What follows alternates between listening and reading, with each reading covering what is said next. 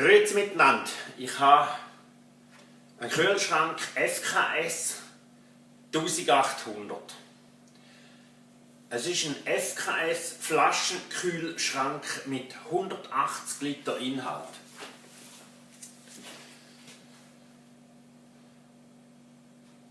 Weiter haben wir den FKS A, da komme ich später nachher drauf. Der läuft nach Vorrangschaltung 230 Volt. Wir haben auch hier das REF, das Kältemittel R290, also ein kleiner GWP unter 150, hergestellt in der Schweiz.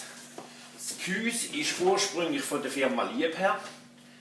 Wir haben aussen dran einen Thermometer, wo wir die Innentemperatur sehen. Wir haben eine stabile Tablare. Wir haben ein Thermometer, wir haben eine Innenbeleuchtung. Weiter haben wir bei diesem Gerät, wir schauen jetzt von hinten an,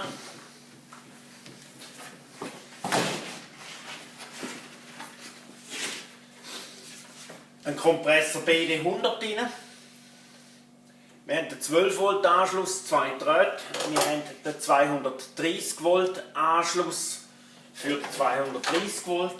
Das Gerät eignet sich oder wird eingesetzt in Imbisswagen, wo wir einfach viel Platz brauchen und auch unterwegs sind. 12 Volt Betrieb. Speziell viel Platz, das stabile Tablare. Ich wünsche Ihnen einen schönen Tag.